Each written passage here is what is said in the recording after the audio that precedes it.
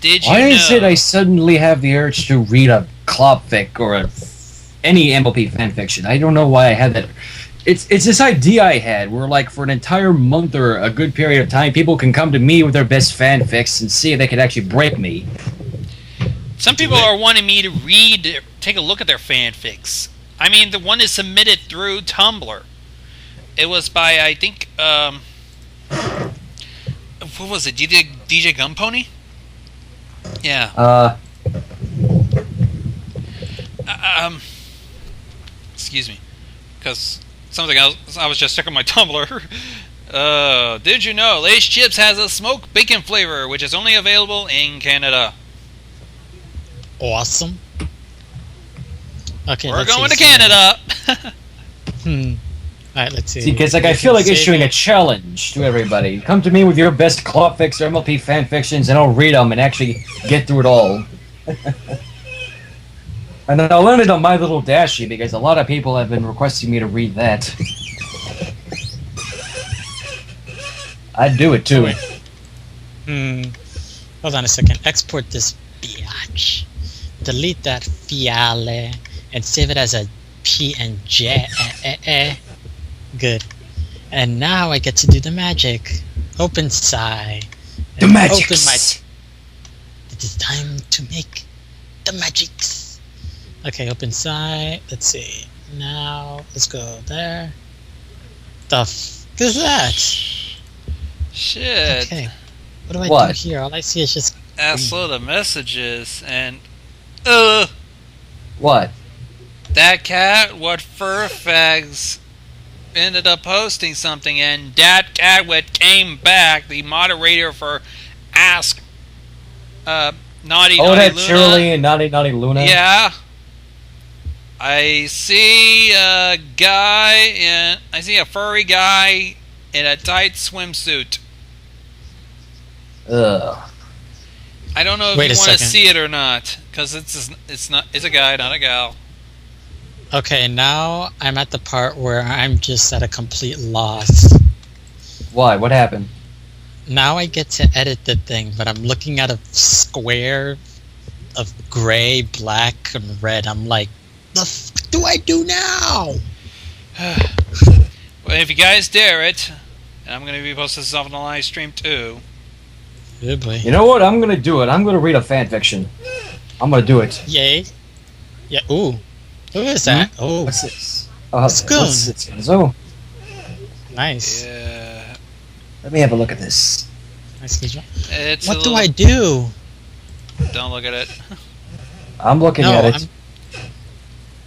I'm really, really, and I also see something that might make a good, Good what? More like, sorry. Something about, how about just say palate cleanser? There we go. Palate cleanser. Wait. A palette cleanser? Let's see. What was I going to do? I was going to go to my desktop. Because I'm going to use Photoshop for this. You know what? Here's a good palette cleanser if need be. I'm liking this. Wait, palette cleanser? Let me see. Well, I saw the first one myself. Ooh, what a palette cleanser. You know what? Really I'm going to read a palette. Okay, I'm going to do it. Deal with a few minor things. While you do that, I'm going to see if I can try and figure out what the crap do I do with this square. I am so confused right now. You know what I'm going to do? I'll tell you what I'm going to do. I'm going to tell you what fanfiction I'm going to read. They have a good idea for something. Help me. I'm scared. Why? I don't know what to do. Where are you stuck? I opened up the square in Photoshop, and all I see is just a bunch of random stuff placed everywhere, and I'm like, what the crap do I do with this? Are you like following Element's tutorial on DeviantArt on the process? Yeah, but all she did was like, she just whitened, or did a black and white color. I'm changing the color and putting a cutie mark and all that stuff, and I'm like, the frick do I do from here?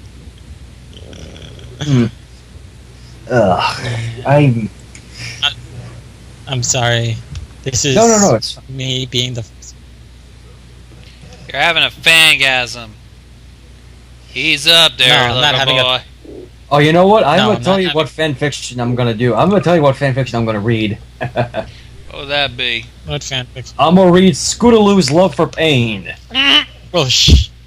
Oh god, And that wet my. I'm gonna get through this without even cracking. Oh.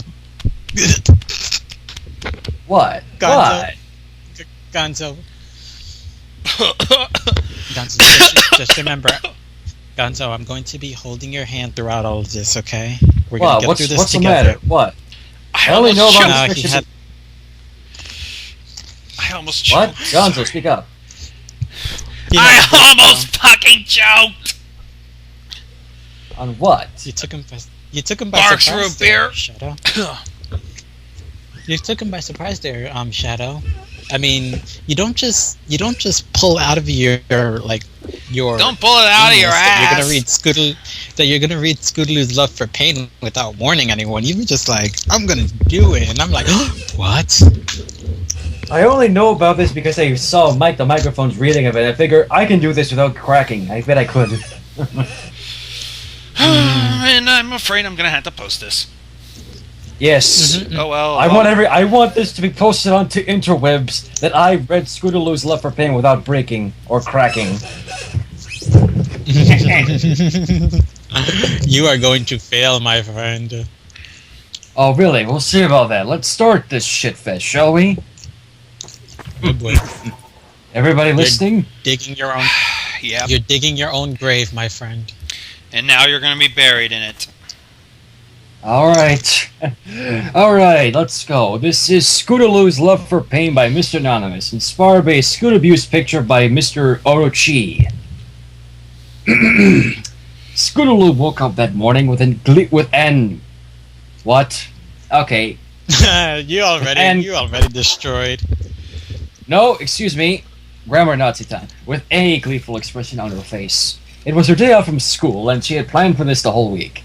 She quickly ate breakfast and trotted out to the beach. When she got there, she proceeded to collect a few crabs with a bug net she had borrowed from Fluttershy, shook them around for a while, and then put the crabs down. She sat on them.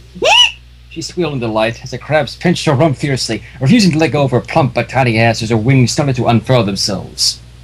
Ah, Scootaloo, a budding Playboy bunny, I see. Or Playbrony bunny, I should say. Ho ho ho. Ho ho ho! Anyways, Rainbow Dash was doing her daily patrol of the area surrounding Ponyville to make sure that no pony harmed themselves without being able to get home. She heard a faint yelp from far away and hurried to where she had heard the sound originate. Scootaloo was starting to pant heavily from the beaches. What? I can't do sexual moans. Shut up. That? I can't do sexual moans. Shut up. I'm sorry, I had to stop you there. The f was that? I have no idea. Well, we didn't have. Well, I haven't been late, so I probably wouldn't be able to do much moans. Anyways. I'm sorry. Screw you guys! I'm already know I'm complete virgin. No, Anyways, Joseph, may I it's not continue? You. It's Sorry. Shadow's feeling. Sorry. No, it's fine, it's fine. I will get through this without cracking. So far, so good. Scootaloo, are you okay? Scootaloo, what? Scooter, what now? I don't What did you say, nigga? Nigga, I'm about You to were punch so you in the lucky. fucking face. Nigga. Oh my Look at gosh, me. I'm so lucky I'm home right now. Anyways, I will get through this without cracking, I swear. Now, where was I? Oh, yes. Scootaloo, are you okay? Scootaloo stood up clumsily, too quickly, and stumbled forward from being startled, her bottom raised upward with a few crabs still pinching at it. What are you doing? Rainbow Dash landed beside Scootaloo as she looked over the situation. She had seen Scootaloo sit down from behind, but she had made unnatural squeals and whimpering, so she must have been in pain. Scootaloo was still panting, trying to shift herself so that Rainbow Dash would not see her rear, but it was too late. Why are there crabs pinching you, and why are you wet? Rainbow Dash started, but realized quickly what was going on. Oh, sorry, Scoots. I just thought you were in danger and I thought She was interrupted by Scootaloo. Rainbow Dash, you promise not to tell anyone about this? Sure, Dash answered. Why would you do this in the first place, anyways? Scootaloo was again pinched by one of the crabs, but this time it had gone for her nether lips, which she came right then. Scootaloo and Rainbow Dash was making their way to Dash's cloud home after having had a short-head discussion why Scootaloo liked paint so much. I still can't believe you just didn't laugh at me like I was crazy, Rainbow Dash. Dash chuckled. Wait, what? Wait, what? huh? You actually stopped at the same part. What's his name stopped at? He Like the actually microphone? said the same. He said the same exact thing right there. He was just And like, then he went. huh? Okay, screw that, I'm going on. Kid, I know a bunch of more weird stuff than just enjoying a bit of pain. Take Pinkie Pie, example. She enjoys her sweets so much she bakes herself private cakes by mixing the ingredients into her enema. Enema? Oh, yeah. Scootaloo asked. I think it's better if you get a bit older before you hear about stuff like that. Oh, we're already here. Dash up at the big door and the big blue door and walk inside. You fail! Sit down. I didn't crack, I just screwed up the wording there. And walked inside, permitting Scootaloo to sit down on her sofa as she went upstairs. Meanwhile, elsewhere... Oh, it tickles! Yenna was starting to fill up Pinkie Pie's ass. This is gonna be the best cake batter ever once it comes out again. I so can't wait to taste it. Scootaloo slumped down on the couch and found it to be a lot more comfortable than regular sofas. She heard Rainbow Dash rummaging through something upstairs. She'd never been inside Dash's new home before, and was quite amazed at the vast amount of trophies and awards Dash had around. But she didn't have time to look closer at them as Rainbow Dash was trotting down the stair with a sly grin on her face. Excuse me. Sorry, somebody messaging me on Steam. Yeah, might want to disconnect Anyways. yourself. Yeah, You like my someone pay trophies? attention to that. 'Cause Yeah, I have a fanfiction to read. Yeah, Flower, you can pay attention to this stream. Here, let me pause. Link me. Yeah, I certainly will. And give me one May I second. go on? You can go on while I give him this link. Yeah, you have a lot of them. Scootaloo looked over on Dash's trophies again. You were really the best. Rainbow Dash nibbled on Scootaloo's neck, biting down occasionally to leave red marks on her neck. Rainbow Dash, what are you doing? Dash looked upwards until she reached Scootaloo's ear, bit on it, and whispered into her ear. You look so cute when you squeal. She picked up Scootaloo and started to fly towards her bedroom upstairs, still biting and nibbling all over Scootaloo's neck, occasionally pecking her on the cheek. Scootaloo was put down in front of a quite large piece of machinery she had never seen before. It had straps made to hold ponies in place and a device with a plus and a minus button on it. What's that? She asked. This? It's my most prized toy. Would you like to try it out? Dash answered. What does it do? Scootaloo walked around it, looking all over the big toy. Trust me, you'll like it. Now come on, I'll have to strap you in onto it. Sorry. Scootaloo was strapped on tightly, and Rainbow Dash had picked out a large battery that she had connected to the device. This might hurt a little, okay? Dash said, mostly to tease the little filly. She put on a chair of clamps on Scootaloo's teats. I like that word, teats. Makes my dick rock hard. Making her yelp. Your resistance You like will make that? my penis harder. Sorry. Continue. I'm loving this so far. I don't know why other people hate it. Probably because something might happen later on that just like, I don't know. Let's continue on and see what happens. Yes. Oh, yeah. I want to see what keeps going on. And you'll like this more. Rainbow Dash pressed the plus button once and let electricity course through Scootaloo's teats. I like that word. Teats. Teats. Teats, teats, teats, teats, teats, teats. Okay. Scootaloo cramped up, jerking her hooves around. Shut up. How about that then? Rainbow Dash had a large smile on her face as she saw Scootaloo grinning. I guess she wants some more then. She pressed the plus button again. After a while of periodically amping up the electricity, Scootaloo was now completely lost in pleasure as her mane was frazzled and she was drooling. Hey Scoots, heads up! Rainbow Dash had put on a glove. What are you... Dash put on a third clamp, this time on Scootaloo's clit.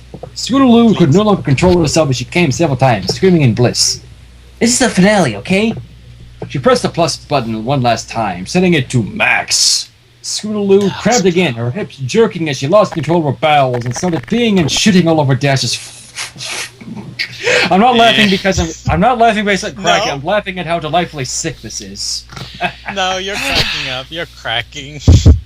I am not. I'm laughing at how Yes, delightfully you sick are. this is. No, There's a difference. You're cracking. There's a difference between cracking and laughing to how delightfully sick this is, and that is the flatter. All right, hurry up. I got 7 minutes left here, and I want to hear you crack up on this. After a few minutes, Dash turned the machine off and unstrapped Scootaloo from the machine. Damn it. Did you have fun? She had set Scootaloo down on the newly soiled floor. Yeah, I did. She was starting to grind against the floor, rubbing her feces against her butt. Oh, you still have some fun, you, huh?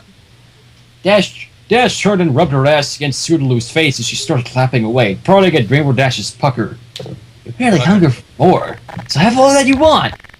Dash started to squeeze out a turd into Scootaloo's eager mouth, swallowing all that she could, occasional bits falling down between her hind legs. Yummy. When Dash had finished pooping, she turned around again and started making out with Scootaloo, savoring the moment for a long time. After a while of playing around and making out, they headed towards Rainbow Dash's bathroom to clean up. Oh, yes. Rainbow Dash?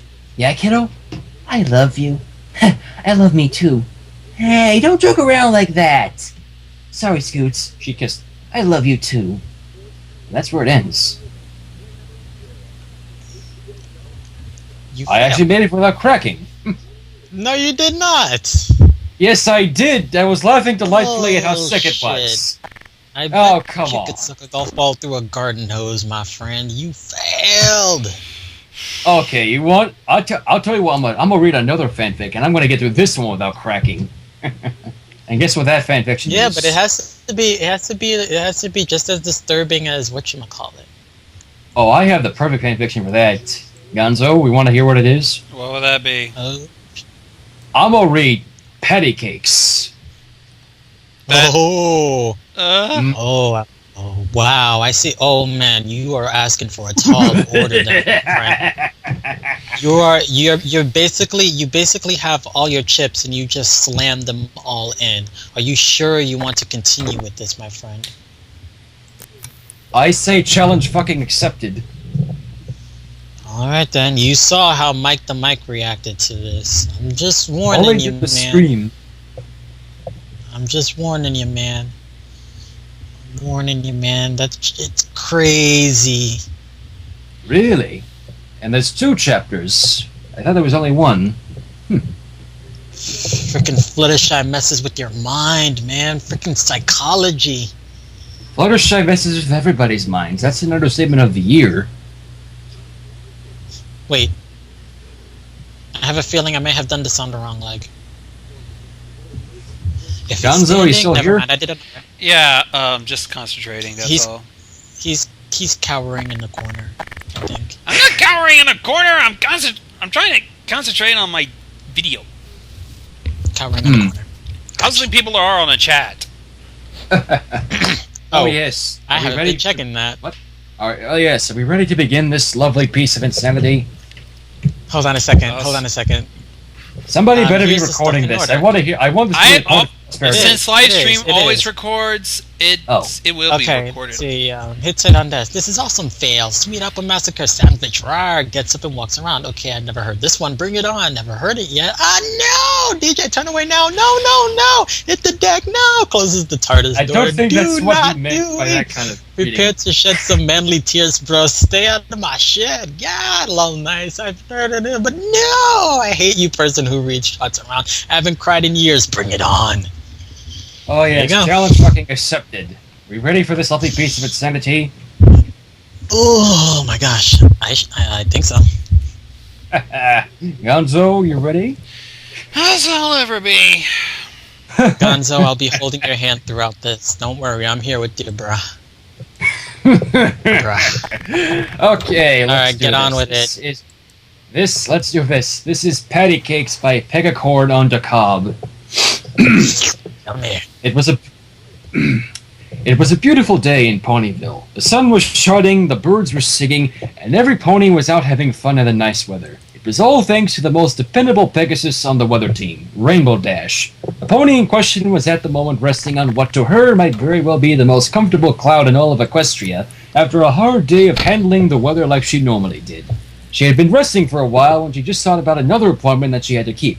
Getting up and stretching her wings, she flew low over the busy town. Looking down, she spotted Scootaloo, who gave her idol a friendly wave. Smiling, Dash waved back and went on her way to her destination. It didn't take long for her to reach her longtime friend's house. Rainbow Dash landed on the front step of Fluttershy's moss-grown house and knocked on the door.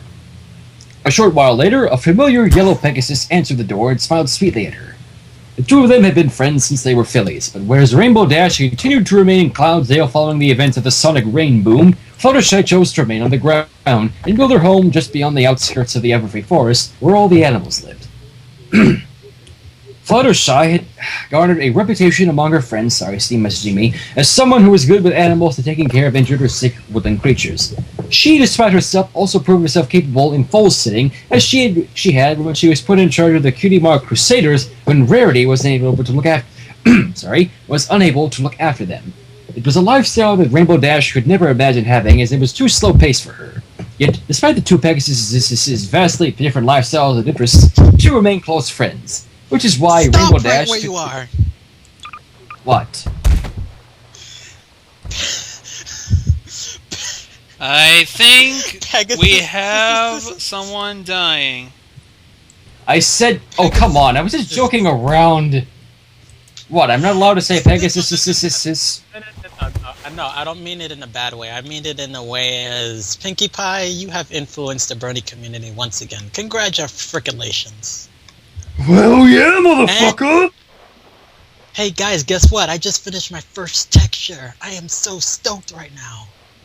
Yay! Anyways, back to reading. I gotta go. Shoot. It'll be up. Don't worry. Alright. Anyways. Not about that. Okay, you guys go on ahead. Yeah. See ya. Alright.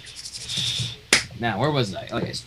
Yet despite the two Pegasus' vastly different lifestyles and interests, the two remained very close friends, which is why Rainbow Dash didn't think twice when Fluttershy requested that she join her on this day. Yeah, that's what Pinkie Pie did, and look what happened there. Dash? Oh, Rainbow Dash, thank you so much for coming. Please come in, said the pink-haired pony. Don't mind if I do, Fluttershy, said the blue pony as she stepped over the threshold. Hope I'm not too late. Oh no, Dash, I may have said some time after noon, but I didn't have a specific time in mind. Good, because I took a little nap after getting the sky cleared early. Oh, said Fluttershy. Well, in that case, you must be thirsty. Come to think of it, What? Oh, it's just a little pain. Trying to Why? position these, it's not you, it's the ragdolls. I'm still trying to get... Oh, you're using mean spirits. Yeah. I gotta love it. Anyways, You wait right there. I'll be right back. Fluttershy disappeared for a moment and reappeared shortly after holding a silver tray in her mouth. On the tray was a single glass full of ice and a transparent yellow liquid, topped with a flexible straw. She placed the tray on a nearby table, and Rainbow Dash at once approached the table and sucked on the small plastic tube, drawing liquid into her mouth. This is tasty and refreshing. What is it? It's a sports drink that Pinkie Pie came up with. It's supposed to help rehydrate the body faster than water can alone. She calls it Gummy Aid. Remind me to thank her later on, said the blue Pegasus as she drank some more through the straw. So what did you call me over here for? Is it something having to do with one of your small critters? No, I wanted you to come over because you're my best friend, and I wanted to talk to you about something that's been on my mind for a while. Bolstering the Cutie Mark Crusaders got me thinking. Looking after animals is nice and everything, but eventually I want to be a mommy. I want to have a baby of my own to raise and nurture and pamper. Well, I'm sure you'll make a great mommy. Thank you, Rainbow Dash. I'm really glad you say that. That means a lot to me, coming from you. The blue Pegasus took another sip of her drink. You know the lullaby I used to try to put the Cutie Mark Crusaders to sleep? Asked Fluttershy. Not off the top of my head, said Rainbow Dash.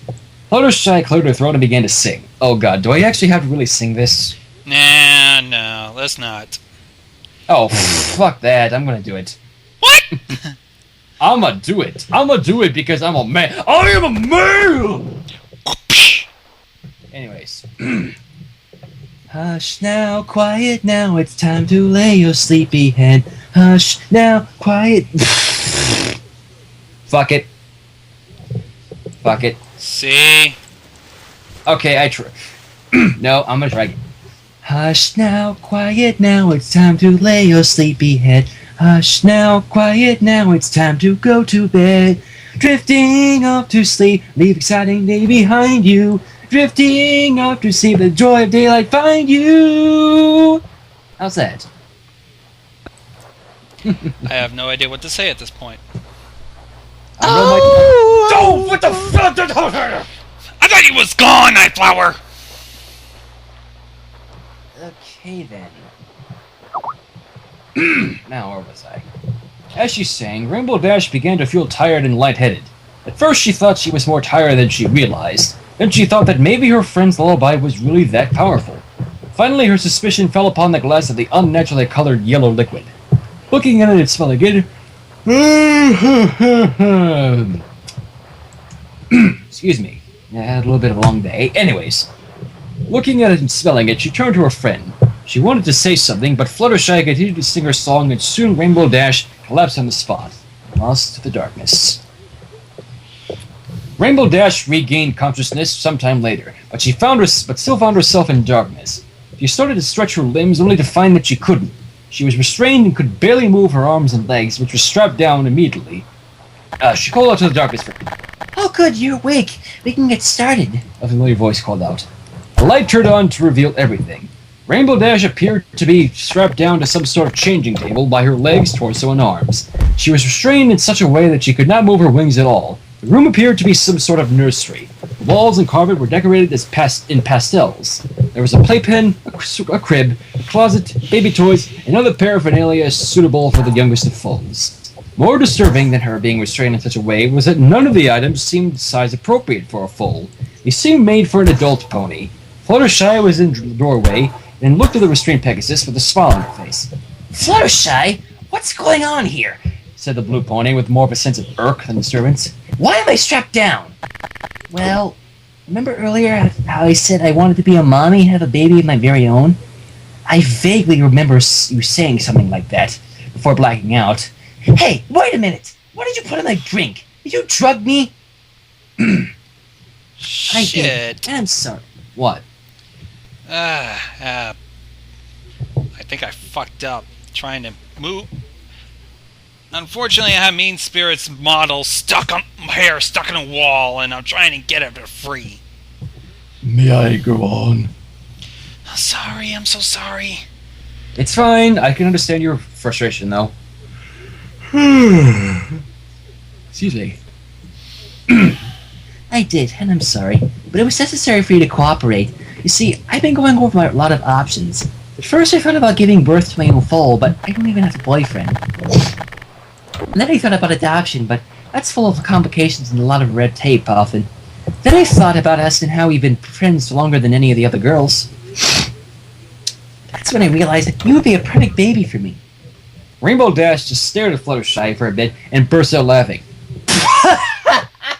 Oh, that's rich, Fluttershy. Wanted me to be your baby? How did you come up with this prank? Did Pinkie Pie help you? Fluttershy tilted her head. Prank? Oh no, Rainbow Dash. I'm being most sincere. And I guarantee that by day's end, you will be calling me Mommy. Like that's gonna happen. Time will tell. Let's get started. Fluttershy began by reaching for something that was in one of the compartments of the changing table. God damn it, stop yawning. My friend Tori gave me her yawning virus. She presented a set of 4 bondage mitts that were covered in pink fleece so they looked like booties for newborns. Before Rainbow Dash could protest, Fluttershy was already working to secure the mitts on Rainbow Dash's hooves one by one. What are these for? Asked Rainbow Dash. So that you'll mess with the next thing I'm gonna put on you? Rainbow Dash raised an eyebrow at her friend. Fluttershy said nothing and continued to put the bondage mitts on her friend's hooves until they were nice and snug. Once she was finished, she pulled out what was clearly a thick yellow diaper that was made to fit an adult size but still decorated to look like one for a filly. She began to undo the diaper. Dash looked on with disgust. Oh no! You don't plan to put that on me, do you? Said Dash. Not only will you wear it, but you'll use it too. Like hell I will! Fluttershy pretended she didn't hear that and proceeded to put the diaper on her friend. Rainbow Dash couldn't exactly struggle much since the straps held her down. So it wasn't long before the diaper was on her rear and secured in place. Dash stared in awe at the piece of cloth, plastic tapes, and absorbent material hugging her waist. She hadn't worn one of these since she was very young. The first feeling among her peers to be potty trained, and here she was in diapers again. She looked down and noticed the pattern on the diaper. Pink butterflies? Asked Rainbow Dash. Yep, my cutie mark. That way anyone can look at your diaper and know right away who your mama is. Look, Fluttershy, I don't know what's gotten into you, but I am not a little filly, and you are not my mama. Aw, a little grumpy I see. Let me remove those straps. Fluttershy began to remove the straps one by one. Rainbow Dash began to stretch her limbs with each new liberated limb. She waited with bated breath as Fluttershy began to remove the strap holding her chest down. Finally, there was nothing holding her down. I'm out of here! Exclaimed Rainbow Dash. She sprang from the changing table, every intention of flying out of the room and out of the front door, but she had barely gotten off the table when she fell down, crashing headfirst onto the floor. Fluttershy helped her up and held the diaper pony in her arms. Are you okay, Dashy? She asked. I'm feeling kind of weak for some reason. Silly filly, you know very well little that you're not strong enough to fly. Not yet, at least. After all, you're just a baby. Oh yeah? Well, I can still move this diaper. Rainbow Dash shuffled out of Fluttershy's grasp and tried to remove the diaper. Try as she might, between the loss of grip due to her limits and her noticeable lack of strength, she was unable to do so. She sat on her padded duff, crossed her arms, and gave a slight huff when she realized it was hopeless. Oh, Dash, don't be silly. We can't leave. Looking like that. What would people say? What would Scootaloo say? You simply aren't strong enough right now. Rainbow Dash glared at Fluttershy. She knew very well she was at the yellow Pegasus' mercy. Okay, Fluttershy, what will it take to get this diaper off?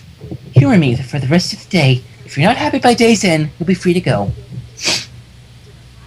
That's it? I just have to play baby with you for a day and I'm free to go?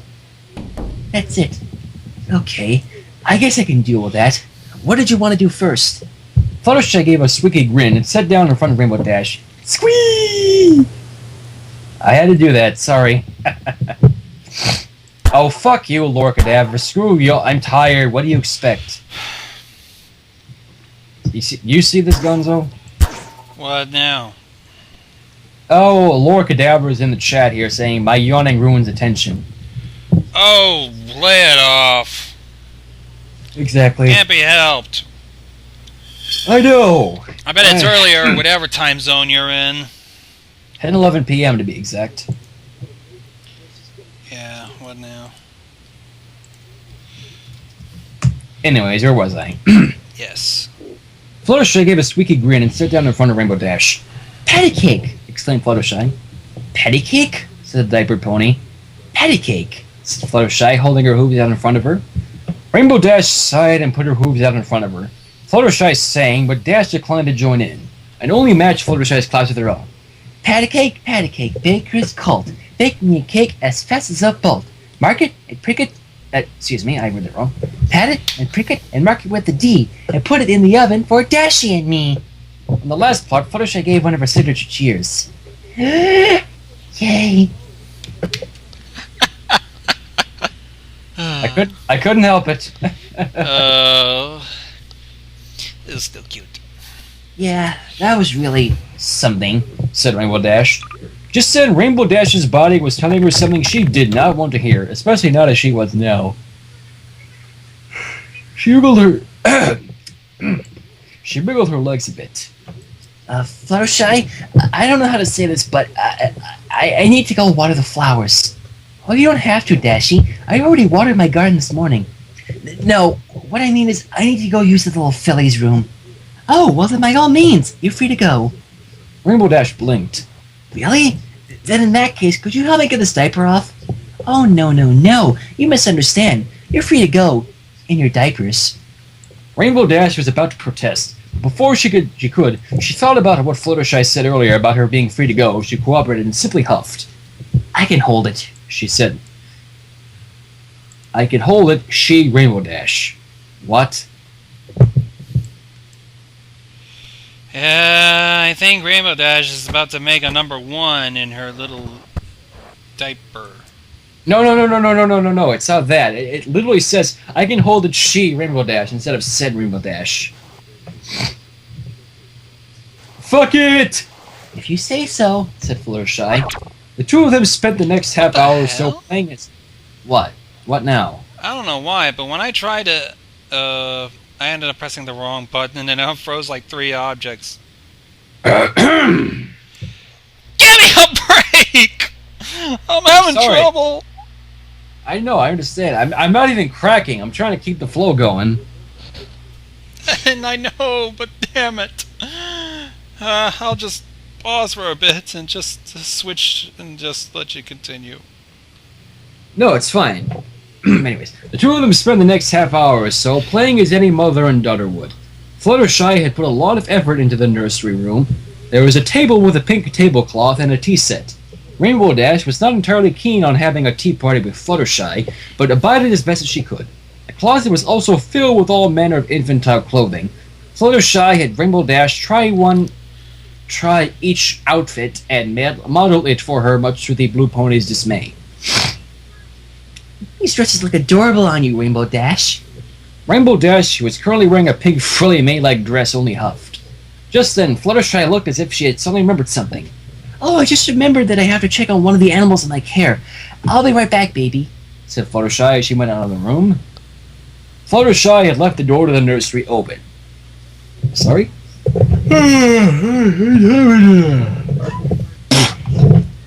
Rainbow Dash was tempted to escape to the outside, but decided against it considering how she was dressed and had no way to change that. By now she realized she could no longer hold in her bladder. She needed to relieve herself one way or the other. Looking and listening around to make sure Fluttershy was not around, she spread her legs, pulled up her dress, and finally let it all go in her diaper, giving a sigh of relief. When she was done, the pink butterflies in her yellow diaper had disappeared, and her diaper was much warmer and softer. Curiosity got the better of her, and she started to play with her wet diapers.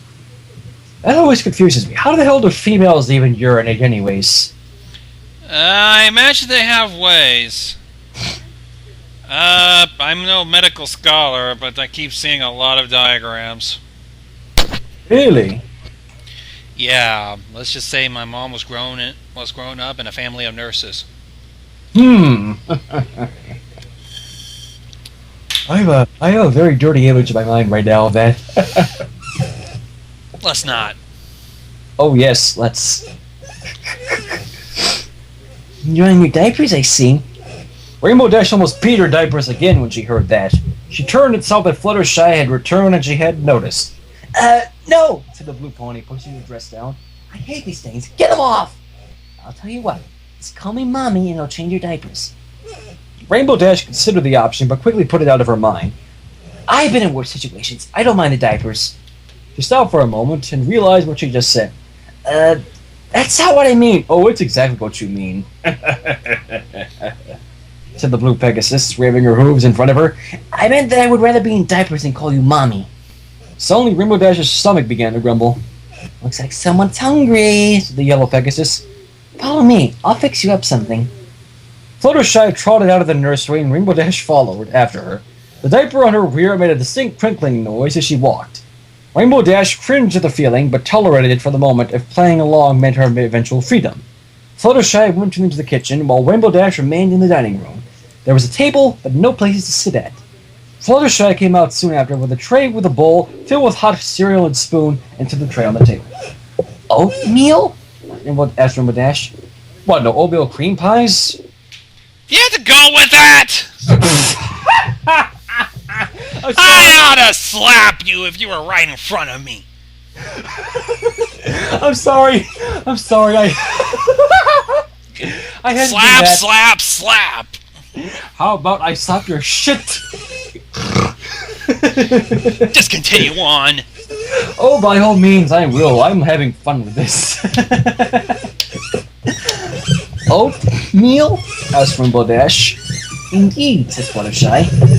I suppose I can go some oatmeal for some oatmeal. Cream pies.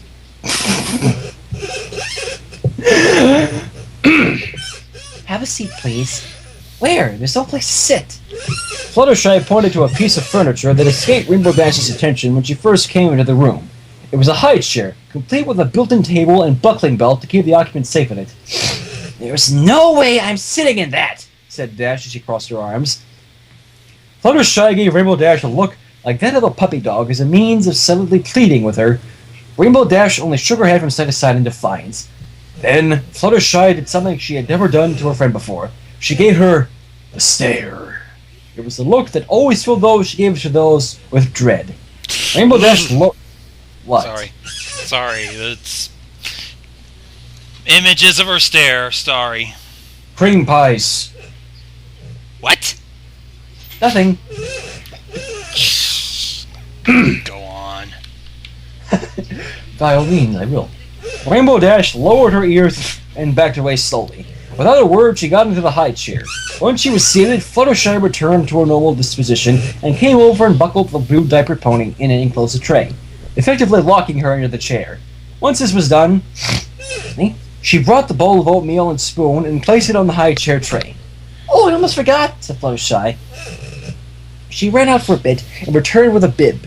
Rainbow Dash was a bit tired of protesting, so she let Fluttershy put the bib on her, without much of a fuss. Then Fluttershy took the spoon and put it in the oatmeal.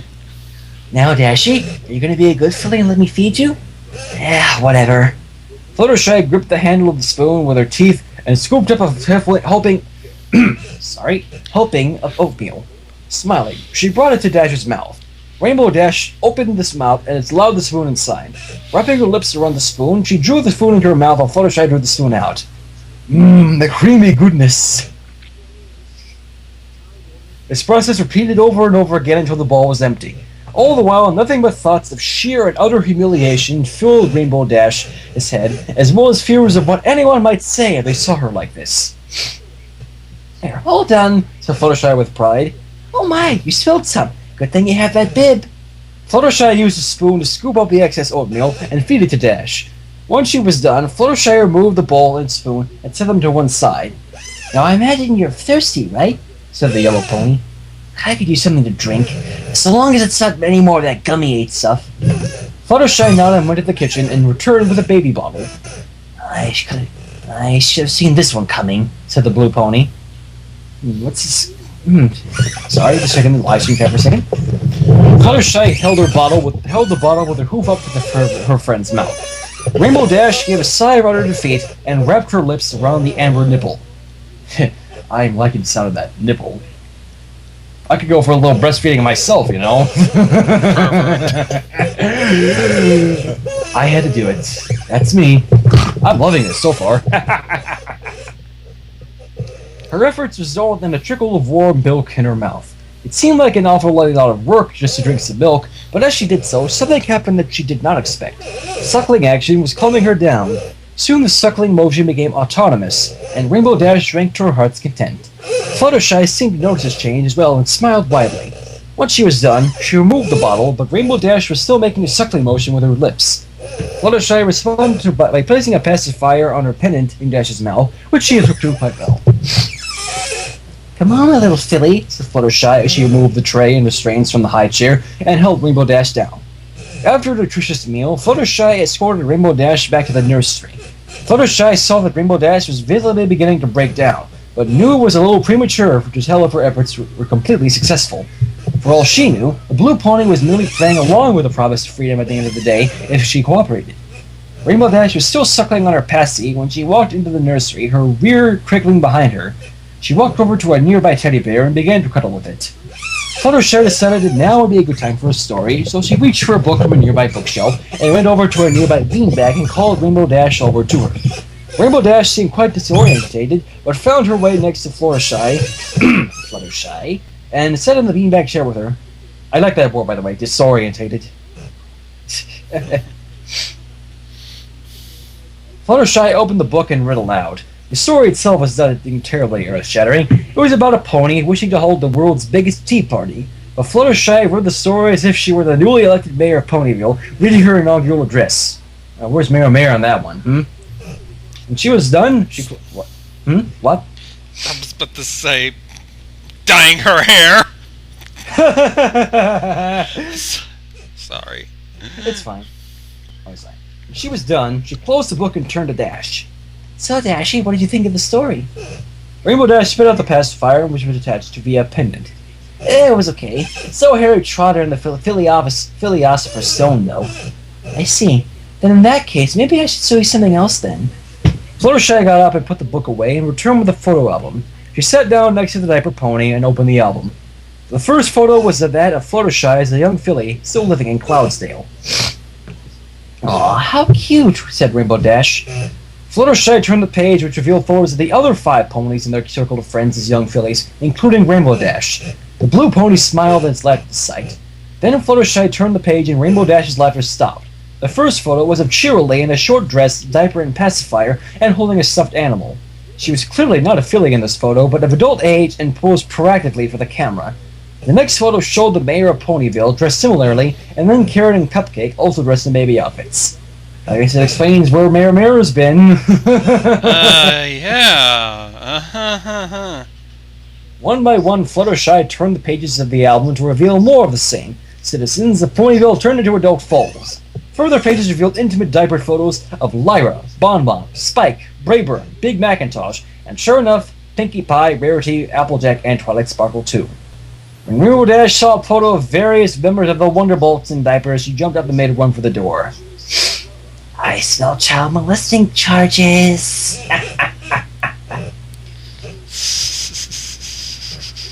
I'm loving this. I am surprised I haven't cracked at least once. Venomous has just decided to crack now. And Biomech has the weirdest boner. I have the weirdest boner too. I shit you not. I think I really lost him, guys. I think I lost Gonzo there. Hang on. Can you hear me? I hear you. Okay. I just said I had the weirdest boner as well. I haven't have any yet. It's probably not my fetish. Anyways, where are you going? Asked Fluttershy. Away from you! Said Rainbow Dash in disgust. This is sick! Grown ponies in diapers? What did you do to them all? Now, Dashy, all these photos are taken with permission. These ponies and I can send it to a little adult full play, and each photo is a fond memory of it. So why force this on me? I told you, you're going to be my baby. Screw that! You think I'm going to take this? You think I'm going to allow you to treat me like a baby just because? But before Rainbow Dash could finish, something happened that the blue pony never foresaw. She messed her diapers. She didn't even feel it happening, nor was she given any time to react to it. It just happened. One moment she was talking, and the next minute she was filling her diapers with excrement, as if it were as natural and automatic as breathing. Hey, it is. Look up the human body function. It's as natural as chewing gum or masturbating. All this paralyzed the blue pony with fear. When the deed was done, she reached behind her and patted her diapered rear, causing it to squish. Rainbow Dash realized that for reasons beyond her understanding, she had messed herself uncontrollably and frightened to the core. She began to cry. Aw, there, said Fluttershy, comforting the blue Pegasus. It's okay. I'll make change your diapers. As much as she hated to admit it, she needed a good diaper change and nodded. Okay, but if you want me to change you need to call me Mommy and then ask me to change you. Rainbow Dash thought about this and about what it would mean for her. She was in quite a predicament right now, and the only way out was through the very person who put her into this mess. She had little choice in the matter. Prolonging the inevitable would only make it worse on her. I... began the scared blue Pegasus. What's that? Asked the yellow Pegasus. Rainbow Dash was beginning to feel really filthy, both internally and externally. No shit externally, You just shit your pants. Or diapers. Be a man, or filly. She knew what she had to do. Mommy, I want you to change my diapers, she said. Did she really say diapers instead of diapers? Fluttershy smiled approvingly and escorted Dash to the changing table. It didn't take any fancy instruction of what she was supposed to do. She lay down at the changing table and held her hooves up. Fluttershy swiftly undid the messy diaper, rolling it up and throwing it away. Then she started to clean up Dash with a series of moist towelettes. As she felt the baby wipes cleansing her, Rainbow Dash was put together at ease, as if each wipe was wiping away any doubt that feared her mind. By the time she was completely clean, Rainbow Dash felt much better and more receptive. Fluttershy took some baby powder and spread it all over the blue pony's nether regions. Finally, Fluttershy unfolded a new diaper and placed it on Dash and secured it in place. The diaper sealed the deal. Everything up to this point had been an effort to break the blue Pegasus known as Rainbow Dash, but the diaper made certain that she would stay broken. Rainbow Dash giggled and put her pasty back in her mouth and patted her new diaper. Fluttershy giggled and picked Dash off the table and set her on the floor. How do you feel, baby? Asked Fluttershy. I feel wonderful, Mommy. Exclaimed Rainbow Dash. Wonderful. I could have asked for a better filly. I love you, Dashy. I love you too, Mommy. As a teenage pony, Rainbow Dash was always so adventurous and apt to crushing into things. As a mentally regressed filly, she retained these traits, but now found herself answering to Fluttershy. Her best friend was now her mommy, and it made her happy to be a filly again with a mother who loved her. Fluttershy, on the other hand, got to experience the joys of being a parent through a filly made from her best friend, who was now completely dependent on her. Caring for the regressed Rainbow Dash, much to her surprise, had brought Fluttershy more joy than any baby bunny, sick bird, or animal in need of care had ever done before. Let's see how Angel reacts to hearing you say that. The fuck? This is what he's gonna say. I want my salad sundae! I want a fucking veggie sundae, bitch! Rainbow Dash would never grow up as if it were since Fluttershy's influence would always keep her in check. Sooner or later, some pony would discover what had befallen Rainbow Dash, but until then, there was a limitless supply of diapers to use, bottles to suckle, clothes to wear, and games to play. And right now, for Rainbow Dash, that was all that mattered anymore. The end. Oh, wait. What? Wait. Ah! And boom goes the dynamite. What? What are you talking about? What do you think, Chief? Don't tell me there is an image? Oh no, Oh, guess what I just did? You jizzed? You jizzed on Livestream. Yup. Nah, just kidding. God damn it!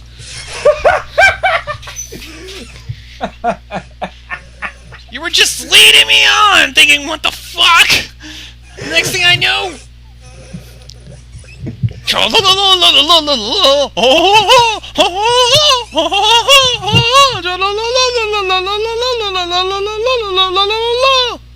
Whoa! Slap! No, but seriously, I did get a really nice boner from this. I think my dick rocked hard! Yeah.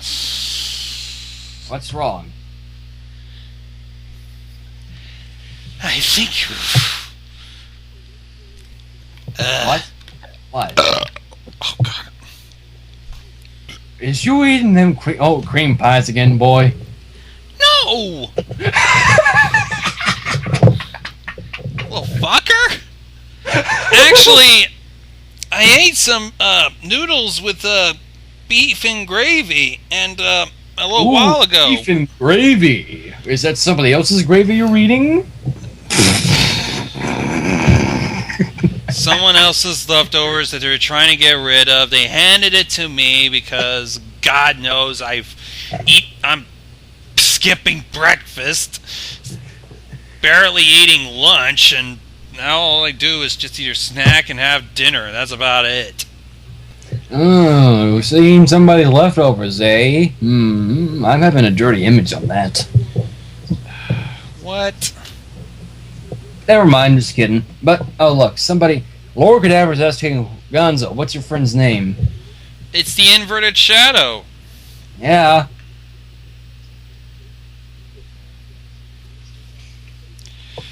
Ugh. Not only that, I had Barks root beer. It's a little bit of a trade up from the typical store brand root beer or soda. I certainly feel very refreshed and amused. I feel awkward. Why? Because I read Pattycakes without cracking and enjoyed every second of it? Well, me trying to do most of my stuff while you was reading, only to wind up in frustration, because I cannot work the ragdoll for the life of me. The mean-spirit one? Yeah, it's a bit of a pain in the ass. The mains and the Someone Celestia said model that- ragdolls are pretty frustrating, believe me. Someone told me that there was a way. I'm just gonna get rid of. I'm just gonna move this outside somewhere. Someone did tell me that there was a way to where you can freeze it in a pose without having to pose it or move it around. You know, make it stiff the way it'll stand up and all sorts of stuff. I can't remember for the life of me. Wait. You pervert. I just realized. What? Lord had ever reminded me. There's part 2 to Pattycakes. God fucking damn it! Why don't we read that right now, shall we? Whoever suggested that, I'm gonna fucking hate you. But first, Lord Cadaver did. First off, how do I get this frozen up to where I can pose it without having to have it go loopy on me? You know? Oops.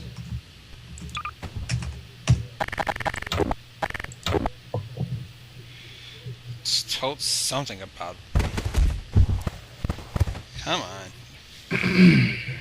Maybe I could just. Because damn, the hair is in the way. Had to take it outside. Alright, so Pattycakes Part 2 by Pegacorn on the Cob.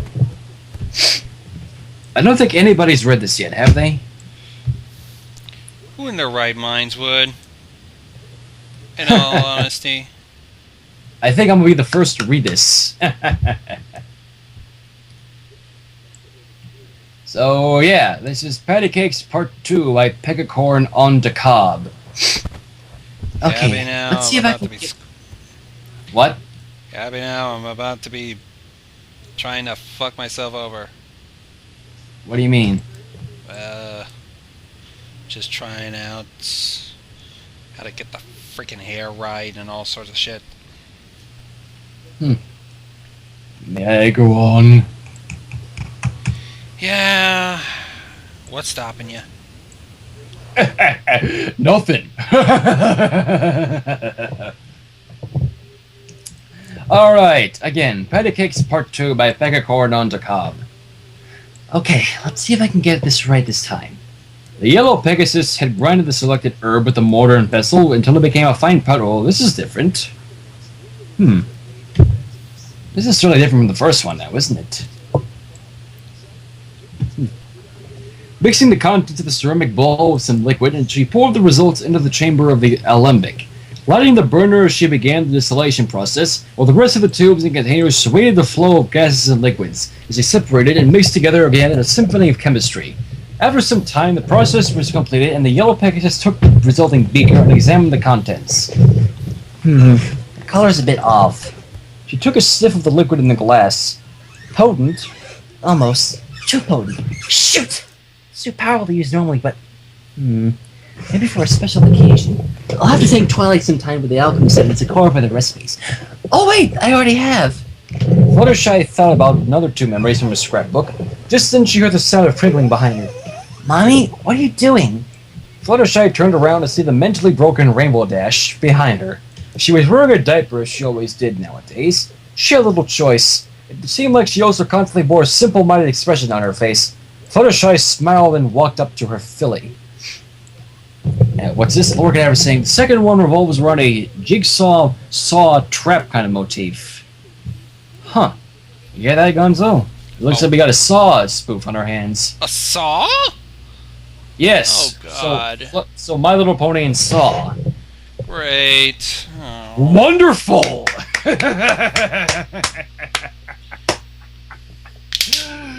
I'm gonna have even more fun with this. At my misery. Mommy's working on some more special formulas, sweetie, she said. Does this mean I'll have a new brother or sister? Asked Rainbow Dash. Perhaps. But Mommy's got to get the mixture just right. Why don't you go and play with your blocks some more? Okay, Mommy. Fluttershy sucked Rainbow Dash's pacifier back into her mouth. The blue Pegasus took very well to the act of suckling. Satisfied, the blue Pegasus went off to play with her toys. The past week had been the happiest for Fluttershy yet, and she intended to keep it like that for as long as possible. Oh, and stay out of the basement. Mommy has to go clean it up later, called Fluttershy. Hey, what did I tell y'all about messing with my shed? God, I hate that. You can't do it. Let me do it. Hey, stay out of my shed. I think you did it well enough to me. I really don't like that. In all honesty, not only is it a bad idea to use a Fat Albert voice on a quiet pony, but all sorts of crazy ass shit like that. It started with fuck. Let's just say I just hate it. It wasn't. You mean like? I'm gonna sing a song for you. Please don't. I'm gonna show you a thing or two. Let's have a seat, my dear, and if it's all the same, just sit back and relax while I eat your brains. Thank you for turning my life into a living hell. Okay, I'm done. Let's continue with the reading. It was raining, that much was certain. But for the little orange Pegasus known as Scootaloo, that was the last thing on her mind. The little filly's wings were too small to allow her to fly, but they served well enough as a means of propulsion when riding her scooter. Even as the weather was bad, she sped through the rain on her scooter, making her way to Sweet Apple Acres. Raindrops bounced off her helmet, creating a sort of natural percussion. Eventually she reached her destination, a secluded part of the farm where the Cutie Mark Crusaders clubhouse was built in one of the trees. The windows were lit, which meant that her... what? Nothing. Keep going. Okay. The windows were lit, which meant that her two other friends were home. Parking the scooter under the tree, she took off her helmet, set it on the scooter, climbed the ramp, shook herself off, and entered. Hello, fellow Crusaders, said Scootaloo. Hey, said Apple Bloom, who was wrapping up some small cardboard boxes. Hi, Scootaloo, said Sweetie Belle, who was writing out some sheets. So what do we have planned for today to get our cutie marks? Asked Scootaloo. Cutie Mark Crusader triathletes? Cutie Mark Crusader treasure hunters? Cutie Mark Crusader dungeon crawlers? There, dungeons in Ponyville? Asked Sweetie. Excuse me. Well, maybe there's treasure buried in the dungeons, suggested Scootaloo. Maybe we could be Cutie Mark Crusader treasure hunting dungeon crawlers. Girls, I'm pretty sure there ain't no dungeons in Ponyville, said Apple Bloom. Besides, we have a more important task ahead of us. Awesome, said Scootaloo. So what's the plan? Fundraising, replied Apple Bloom. Cutie Mark Crusader fun. Wait, what? Said Scootaloo. Making money, replied Sweetie Belle. Some of the attempts to find our cutie marks require having bits to spend, so we're organizing a fundraiser so we can continue to work on getting our cutie marks. We got some cookies we can sell door to door. We can figure about 2 bits a box would be fair to ask for each, said Apple Bloom. That sounds good, said Scootaloo thoughtfully. Wait, who made these cookies? Pinkie Pie? Heavens no, said Apple Bloom. My sister had extra, so she allowed us to sell some, and before you asked, she was very much awake when she baked them, and they are very good. Sweet, said Scootaloo. The orange Pegasus looked outside the window and saw that it was still raining. She let out a sigh. It's a shame that the weather's not so good for being outside, lamented Scootaloo. If only Rainbow Dash had cleared the sky today. Speaking of which, has any pony seen her lately? There hasn't been a clear day for about a week or so. I'm surprised you want to see her, said Sweetie Belle. Has it been a week since... Yeah, it has. Let's not get into that. Yeah, Sorry, let's not mention that to Scootaloo just yet, that her idol became now a baby. Baby! Wait, hang on. So, Lord Cadabra says, so he can handle Grimdark, but not this. Oh, he's talking to Venomous. Never mind. Yeah. You're talking to Venomous, right, Cadabra? Yes, I'm pretty sure he is. Alright. Okay, yeah, he's talking to Venomous. I suppose that's true. Oh, right. Anyway, just because the weather's bad don't mean Rainbow Dash hasn't been doing her job, said Apple Bloom. After all, you need just rain just as much as sunshine. Otherwise, none of these apple trees would grow. Yeah, I suppose that's true. So cookies, huh? Yep, cookies. Here, try one, said Apple Bloom, handing her Scootaloo a spiced apple cookie. These are good, said Scootaloo as she munched on one. These will raise a lot of bits for sure.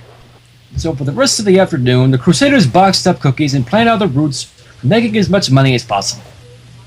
Damn it. The weather for the... What? Keep on going. Don't mind me. I'll stop you when I say I need you. Okay. The weather for the next day was much brighter, and so Scootaloo took it upon herself to sell cookies door to door, since her scooter and her wings made her the fastest among the Crusaders. Apple Bloom and Sweetie Belle, in the meantime, decided to set up a stand in the middle of the town square and sell cookies there. Though considering the last time Apple Bloom had attempted to be a sales pony, she reluctantly agreed to manage the finances of the stand, while Sweetie Belle approached passers-by in an attempt to sell their cookies. Scootaloo definitely felt like she had the better end of the deal. The speed of her scooter and the wind in her face made her feel alive as she pulled the wagon full of cookie boxes with her scooter. Still, she couldn't for the life of her understand why she hadn't heard from Rainbow Dash in some time. Deciding to put it out of her mind for the moment, she parked by her first destination, Sugar Cube Corner. Taking out a couple of the boxes, she approached the door and knocked. A pink, delightful pony answered the door shortly after. Hiya, Scootaloo, said Pinkie Pie. Hello, Pinkie Pie, said Scootaloo. Look, I know this may seem a little strange considering that you live in a sweet shop, but I was wondering if you'd like to buy some cookies. The Cutie Mark Crusaders are trying to raise funds. Cookies? I love cookies! What kind do you have? Spiced apple, only 2 bits a box. I'll take one, said Pinkie Pie as she ran out to get some bits and came back shortly after and exchanged 2 coins for the box. Thanks a ton, Pinkie Pie, said Scootaloo, taking the bits and putting them in a satchel. By the way, have you seen Rainbow Dash by any chance? Rainbow Dash? No, why? Is it my turn to bring the milk? Huh? Milk? What are you talking about? Oh, Pinkie Pie's in on the action. Oh, you dirty little pony. Yes. Dirty, filthy ponies. Sorry, said the pink pony. Just having a piggy moment. You know me. Sometimes I say new things that even I can't understand. Bye! Oh, never mind. Scootaloo smiled and nodded, not wanting to argue, and knowing full well that Pinkie Pie did say things that often confused her. Well, if you see her, tell her I'm looking for her. Okie dokie Loki, said Pinkie. And with that, Scootaloo trotted back to the scooter and went back on her way. She went from door to door with her little scooter and wagon full of cookie boxes, and many ponies whose door she knocked on brought at least 1 box of cookies. With every stop she made, she also asked if any pony had seen Rainbow Dash, but no pony had could offer an answer. Eventually, after she reached the moss-covered home of Fluttershy and knocked on the door, after about a minute or so, the pink-haired yellow Pegasus answered and smiled upon seeing Scootaloo. Oh, hello, Scootaloo. What can I do for you? I'm selling cookies to raise funds for the Crusaders. Only 2 bits a box. Would you like to buy one? Certainly. You wait right there. I'll be right back. Sorry. And with that, Fluttershy disappeared from view to get some bits. Scootaloo waited impatiently at the open door, looking inside the house on occasion. She noticed a stove with a pot on the fire that had a baby bottle in it. Soon enough, Fluttershy returned and then handed the filly 2 bits. Scootaloo smiled and handed Fluttershy a box of spiced apple cookies in exchange. Thanks a ton, Fluttershy, said Scootaloo. Listen, I know you're good friends with Rainbow Dash, but the weather... Do you know where she's been? Rainbow Dash? No, I'm sorry. I haven't seen her in a while, said Fluttershy, averting her eyes. But the weather is nice, so I'm sure she must be working. Yeah, I suppose. By the way, what's with the baby bottle on the stove? Oh, that? I'm full sitting. Anyway, thank you so much for the cookies. Good luck with your fundraising. Thanks, Fluttershy. See you later. And with that, Scootaloo got back on her scooter and went off on her way to sell more cookies. Later on that day, she met back up with Apple Bloom and Sweetie Belle at the clubhouse. Between a lot of them, they had raised a lot of funds, which made them very excited. But deep down inside, Scootaloo was worried. So that day had brought a lot of nice weather, so she figured Rainbow Dash must have been working even if she didn't see her that day. The next day, Scootaloo got up bright and early. Once again, the sun was shining and the weather was nice. So she decided to go out on the scooter just for the fun of it. No cookie selling for her today. Instead, she sped through the dirt and trees, leaping over branches, dodging pedestrian ponies as she zoomed by into town, and generally did everything a Holy Terror would do. Holy Terror. Get it? She could see that the weather was clear, so she figured Rainbow Dash would clear the sky that day. Then she saw Pegasus clearing the sky. Thinking it might have been Rainbow Dash, Scootaloo sped after her until she could see the Pegasus more. The Pegasus in question was not blue, but rather white, with a pink and green mane and tail, and a pink flower for a cutie mark. Hey, you! Scootaloo called. The white pony, who seemed most surprised, flew down from handling the weather and had landed in front of her. Can I help you, little filly? Asked the white Pegasus. Yeah. Who exactly are you? Oh, I'm Blossomforth, and who might you be? The name's Scootaloo. Not to be rude or anything, but what exactly are you doing here? Oh, said Blossomforth. I'm just clearing the weather so it's all nice and bright. Is there a problem? No. Yes. I mean, I thought Rainbow Dash usually handles the weather here in Ponyville. Yes, that's my understanding as well, said the white pony. I'm just filling in for her until she gets better. Gets better? What? She's sick? Asked Scootaloo. I'm sorry, said Blossomforth. I don't know the details. I was just told that Rainbow Dash was in no condition to do her usual weather team duties here in Ponyville, and that I should take over for them until further notice. Who told you that she was in no condition to do her duties? Said Scootaloo, whose suspicion was all the more piqued. I believe it was Fluttershy, said Blossomforth thoughtfully. Scootaloo blinked for a moment, looking dumbfounded. Something wrong? Asked Blossomforth. No, nothing. Sorry to have bothered you, said Scootaloo, who sped off on her scooter. Sorry? Scootaloo didn't even give the White Pegasus time to say goodbye. She rode straight over towards Fluttershy's house. She didn't stop by to see the other Crusaders or even tell anyone else where she was going, which in hindsight may have been a bad idea. Suspecting something but never imagining the magnitude of the situation, she rode as fast as the wind could take her. When she finally got to her destination, she was surprised to see that the front door was open, but Fluttershy was nowhere to be seen. Scootaloo parked her scooter, set down her helmet, and crept inside the house. She looked around for any sign of the Yellow Pegasus, but found none. Fluttershy, are you home? Scootaloo called out. She received no answer, but heard the sound of giggling and what sounded like plastic objects banging around for each other. And what happened there? Am I giving out or something? No, I don't even know really. It's a little minor thing. Here's a hint for the camera tool. When you got the camera tool selected, you want to pick static camera. That'll keep it from moving. Show all that. Anyways... Yeah. She received no answer, but heard the sound of giggling and what sounded like plastic objects banging against each other. Well, Fluttershy did say she was full-sitting. Maybe she put the foal, thought Scootaloo. Scootaloo followed the source of the sounds until it led her to a closed door. She knocked on the door, but got no response. Opening the door, she definitely heard a foal playing and giggling, but did not see the foal just yet. As she came very slowly around the corner, she could see the back of an unidentified blue Pegasus, her mane wrapped in a pink bonnet, and her tail obstructed by a beanbag chair. Excuse me, little filly, said Scootaloo. Have you seen Fluttershy? The blue Pegasus turned around and giggled, looking straight at Scootaloo.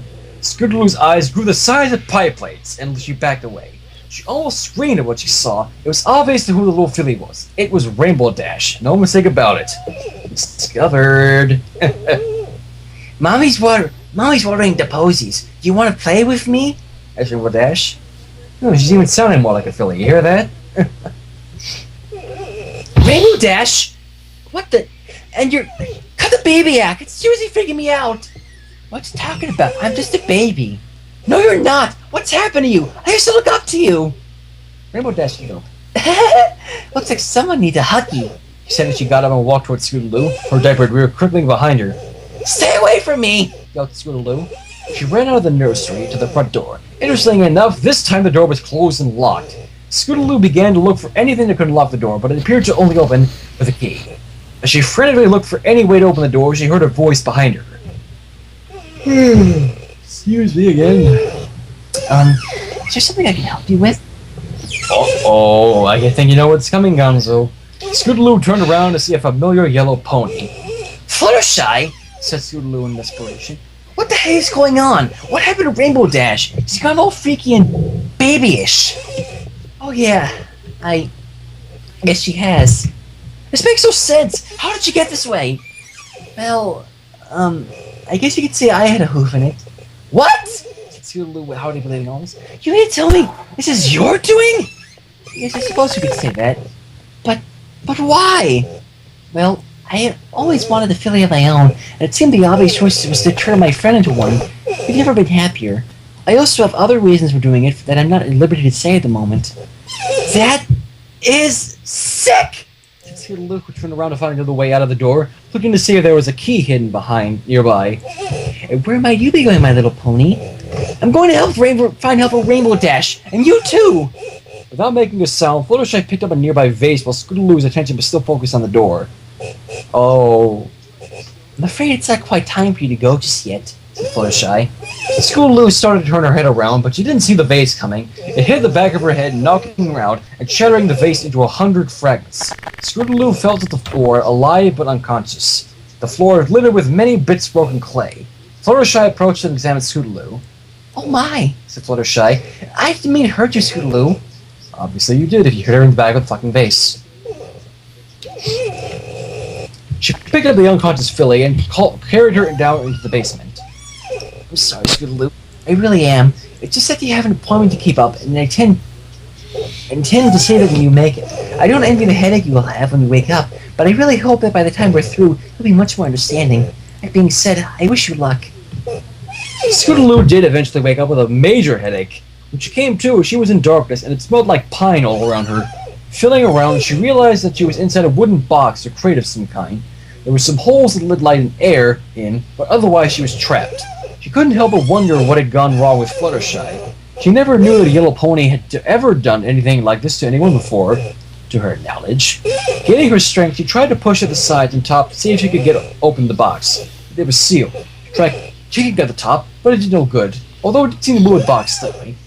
So she kicked aside and the box moved some more. Scootaloo picked up this kicking, and the box did eventually begin to move more and more. What she could not realize was that the box which she was on was in a high shelf, and that every kick was delivered on the box pushed her wooden prison more and more over the edge. Eventually, the box finally tipped too much over the edge, and down turned Scootaloo, wooden box and all. The wood of the box was not very thick or strong, so it shattered upon impact, and the little orange Pegasus was free. It took a while, but Scootaloo did get up. She let out a long "ow" as she got her bearings straight. She looked around. She realized that she was in some sort of basement or a storage area. The ground was pure stone, and large boxes formed a sort of barrier that prevented her from exploring. Lights were few and far between. There was no natural light at all, only a few dim spotlights that dangled from the ceiling. One such light fell upon a lone antique phonograph with a piece of paper attached to it that said, "Play me." Can everybody still hear me? Hang on, let me see.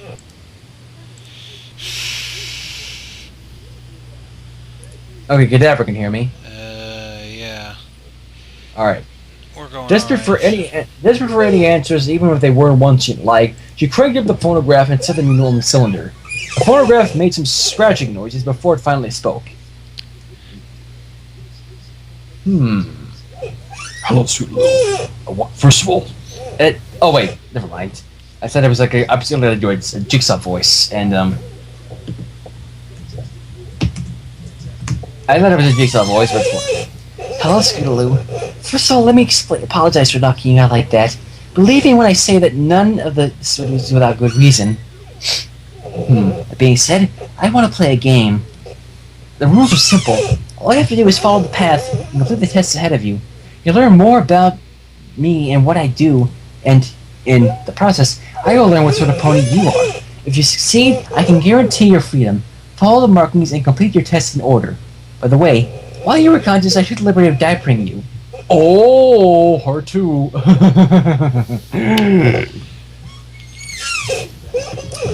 Do not remove the diaper just yet, as you will need it. Let the game begin.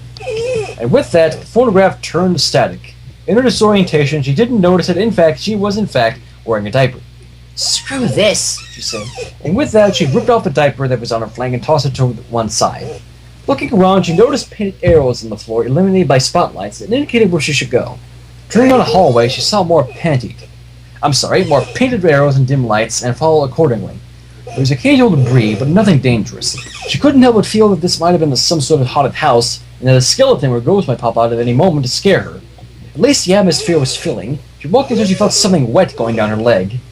She startled, she looked. Ah, what the hey? I didn't even feel it!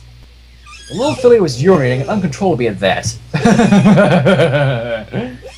Understandably agitated, she shook herself off when the urine stopped.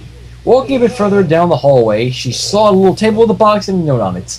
The note said, "In case you don't follow the first instruction." Scootaloo opened the box and looked inside. Figures. Scootaloo reached into the box and pulled out a fresh diaper. Realizing that Fluttershy wanted her to play by the rules, and that she had no way of knowing whether or not she was incontinent, she decided to put it on despite how strange and immature it made her feel. Once she was done, she continued on her way, and soon encountered a red-painted arrow pointing to a door. The door had red-painted words on it that said, "Feel as I feel," on it. Pushing the door open, she stepped inside. Am I the only one who just now realized that this is like a parody of Saw 3? Because I just got it. You're seeing Saw 3, I see something else. What do you see? Fucked up Fluttershy. That's as far as I know. Alright. The act of opening the door, pull on a string and activated the mechanism that caused a series of lights to go on in the room. The first light illuminated a nearby wall full of photos. In each photograph was an image of a different pony, each in diapers and in a playful pose. Each photograph had a name and date on it. Looking through the photographs, Scootaloo was surprised to see how many faces and names she recognized, like, Pinkie Pie, Big Macintosh, Soren and Twilight Sparkle, along with others she didn't recognize, like Derpy Hooves. How the fuck would you not recognize Derpy Hooves? Da da da da. What? What was that for? I don't know, I was just, something else. I was not cracking, I was just freaking out. Derpy Hooves, Cupcake, Flying Sparks, and Bonbon. Next to all the pictures was a list with names and dates along with a number assigned to each one. Then a light illuminated on a photograph which began to play automatically from the same mechanism to turn on the lights. Hello, Scootaloo. What you see before you is a wall with my precious memories.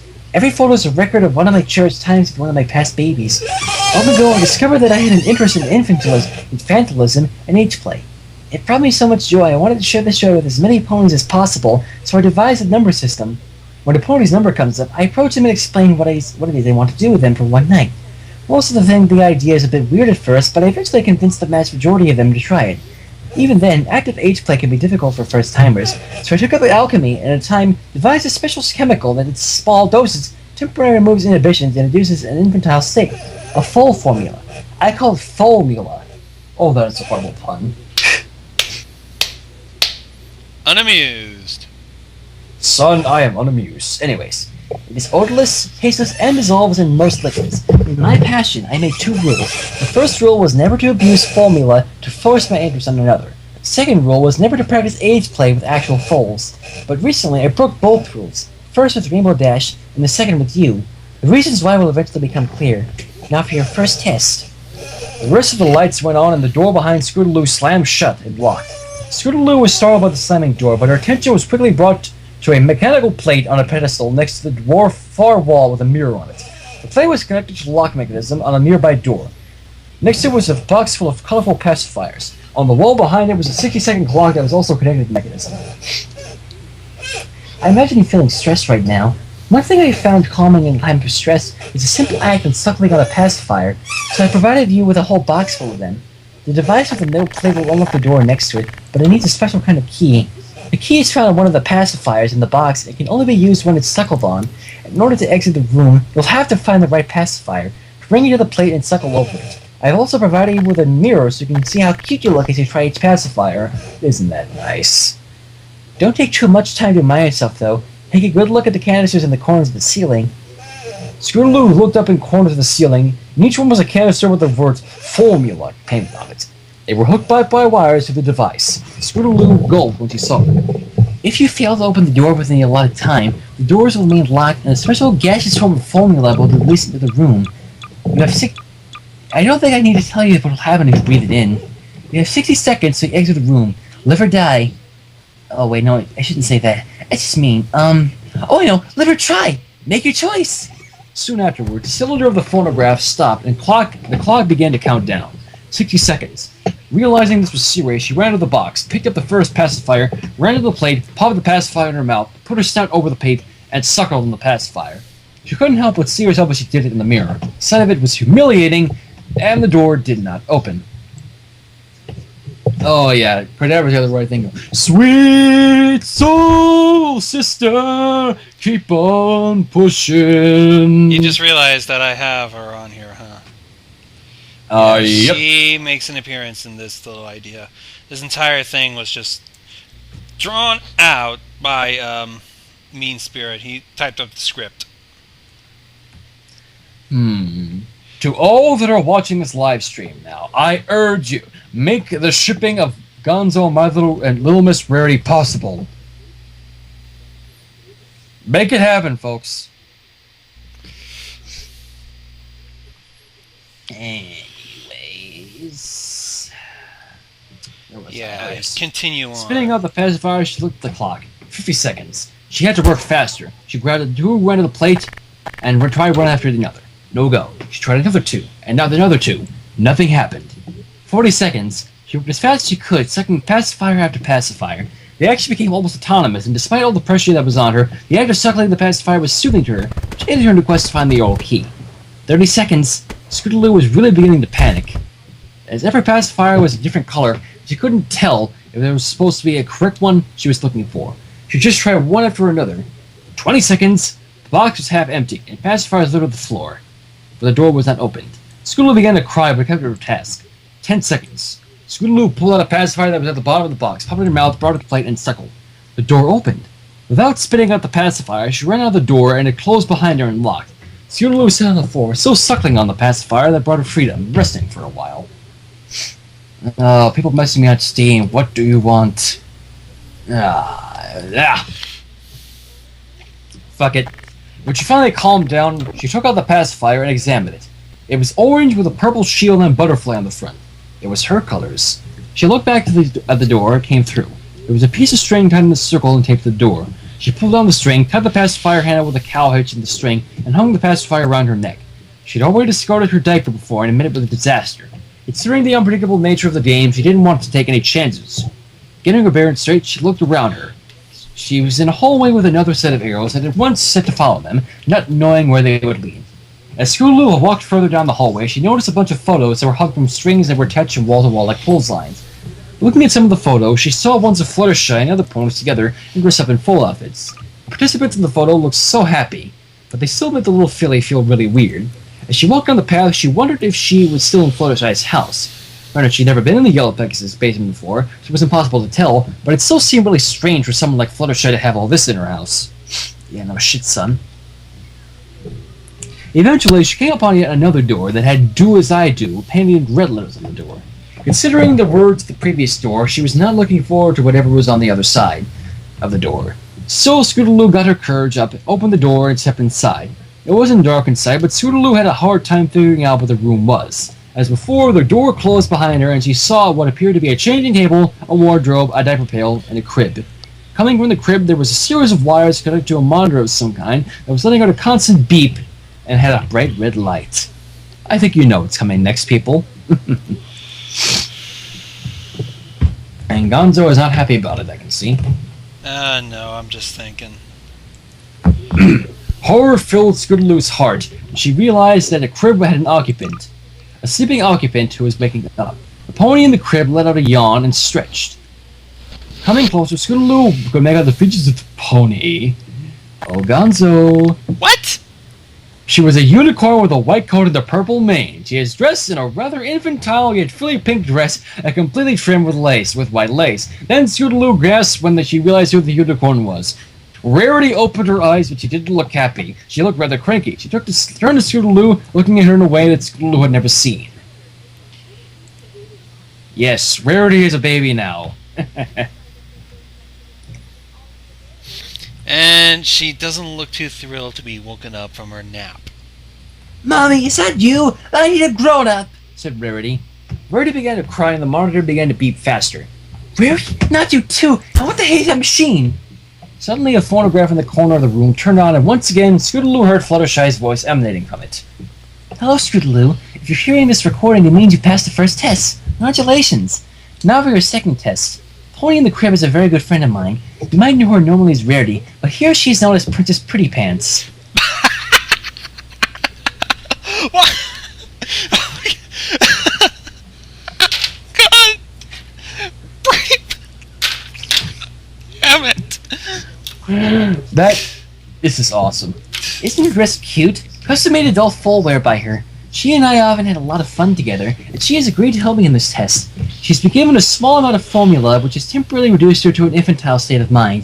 Even as a foal, she never liked getting dirty, and it just so happened that she has messed her diaper, which is making her very cranky. You can see it in this monitor, as she's hooked up with measures her heart rate and stress levels. This monitor also controls the door lock mechanism. Simply stated, to open the door, you'll need to bring her stress levels back to normal, and to do that, you'll need to change her diaper. Don't even think about disconnecting the monitor from her either, as a flat line will cause you to fail the test. Everything you need is there at the changing table. So try, make your choice. The photograph stopped, but Rarity looked far from stopping. She was crying and clearly agitated. All this was very weird for Scootaloo, but the thought of changing an adult pony's diaper was not pleasing to her, but she knew that somehow she had to pass this test. Realizing that the door would only open with lowered heart rate and stress, she wondered if she could possibly calm Rarity down without having to change her diaper. Rarity?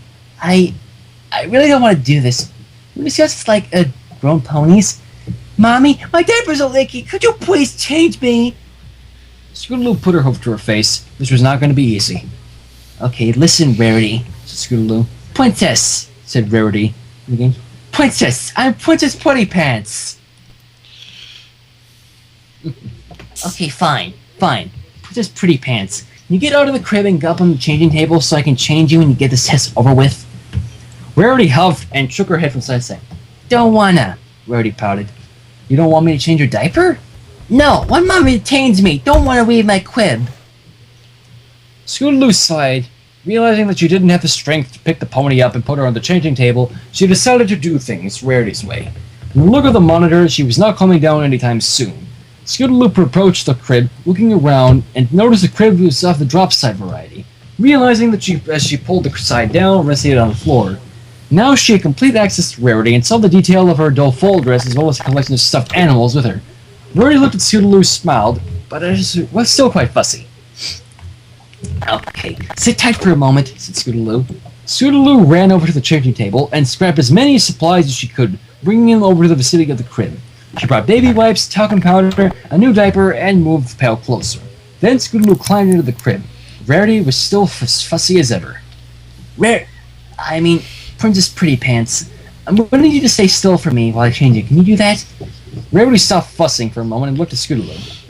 I can try. The big baby unicorn. I see. Gonzo's obviously getting his rocks off to this. You have no idea. Aren't we both? I have the strongest, weirdest boner now. You dirty... You're just plain dirty. I'm a dirty, dirty boy. Anyways, Scootaloo nodded and lifted up the unicorn's dress. One look at her diaper and it was obvious that she needed to change both from sight and smell. Scootaloo really did not want to do this, but she had a little choice. Okay, here we go. It's a little one chilling. I'm just joshing you folks, I don't have a boner from this. But I bet Gonzo does. I don't. I figured. Ew, how do real mommies deal with this? It took a while, but Scootaloo took a deep breath, removed the diaper, and wrapped it in a ball, and tossed it into the diaper pail. Excuse me. Then she took a baby wipe and cleaned the adult fall unicorn as much as she could. Rarity appeared to be enjoying this highly. Once Scootaloo was done, she applied some powder and took out the new diaper. Unfolding it, she placed it on Rarity's crumb. This was no easy task, considering that Rarity weighed much more than she was used to fitting. Still, she managed to get the new diaper on Rarity and secure the tapes in place. There, all better, said Scootaloo. Scootaloo put Rarity's dress back down, put the baby wipes and talcum powder away, and set the door of the crib back up. The monitor was still beeping rapidly, but not as much as before. Scootaloo let out a sigh. I changed your diaper, said Scootaloo.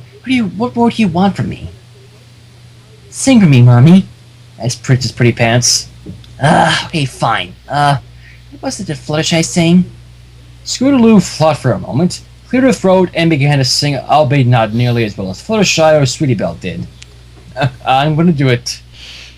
Don't Hush worry. now, quiet now, it's time to lay your sleepy head.